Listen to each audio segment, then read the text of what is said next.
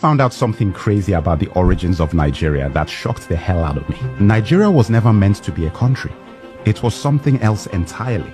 In this video, I'm going to tell you exactly what I discovered. Oh, and I want to acknowledge Burna Boy for bringing my attention to this in his song Another Story on his album African Giant. Thank you for inspiring this video, and all of you, let Burna Boy know he got to me, and now I'm sharing this information with you. The creation of Nigeria was never about democracy, never about Christianity. It was all about money, business, and profit. None of it for us.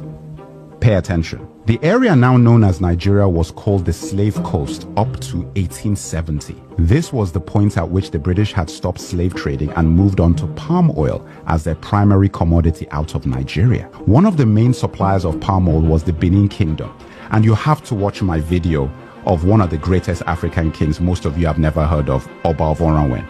This is an important story for me personally because I am from that region, so they are my people, and his fight with the empire over palm oil is one of the greatest stories of African colonial history. Anyway, everyone wanted palm oil, and especially the British. A man called George Goldie set up the United African Company in 1879, which was then changed to the National African Company. He structured the palm oil business in the Niger Delta region, and by 1884 he had a monopoly that the British could exploit. So in 1886, Goldie violated the agreement he had made with the chiefs and moved his operations into River Niger and Benue. The company was also renamed at this point to Royal Niger Company. Goldie tricked the chiefs into signing unfair trade deals, giving Goldie exclusive rights to export palm oil instead of what the chiefs thought would be free trade.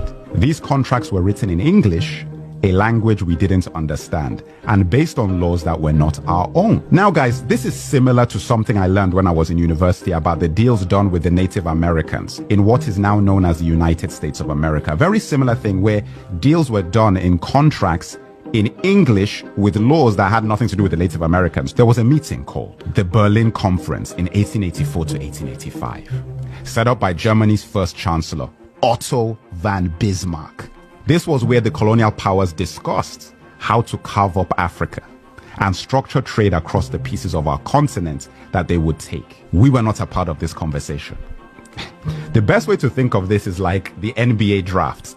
Guys were out there making bids between lunch breaks and spa sessions. At this conference, the kingdom of Opobo was given to Britain. When King Jaja of Opobo tried to export his own palm oil, he was accused of obstructing commerce and then exiled. How crazy is that? And on his way home in 1891, he was poisoned with a cup of tea. Guys, I couldn't make this stuff up. The Jaja of Opobo story made other chiefs in the region very wary of their deals with the British Empire. King Koko of Nembe Brass was one of those chiefs. He tried to take down the Royal Niger Company and attacked the company headquarters in Akassa, Bayelsa on January 29, 1895. King Koko captured 60 white men and lost 40 of his own soldiers. He used the 60 hostages to demand he be allowed free trade, the agreement he believed he had signed with the British company in the first place. They refused, and he killed 40 of his hostages. The British Royal Navy retaliated by leveling the city of Brass completely on February 20th, 1895. King Koko went into exile, and the British not only took control of the palm oil he once had,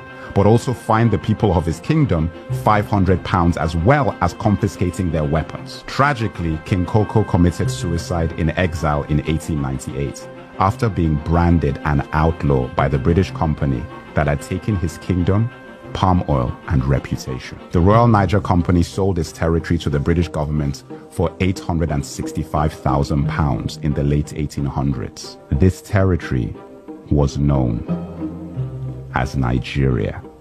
In 1914, the Southern Protectorate and Northern Protectorate was combined by Lord Lugard, and like that, the Royal Niger Company was rebranded as a country, which would gain independence on October 1st, 1960. Lugard is a place in Nigeria today, like there's a street called Lugard in Ikoyi. The Royal Niger Company changed its name to the Niger Company Limited, and it was then acquired by Unilever. Unilever still operates in Nigeria to this day. And that, my brothers and sisters, is how Nigeria came to be. We have a long way to go to fix the country, and it starts with the February elections. But we won't ever have a hope in a solution to our problems if we don't know how they started. Remember, it's not about asking anyone else to fix this. This is about knowing your history.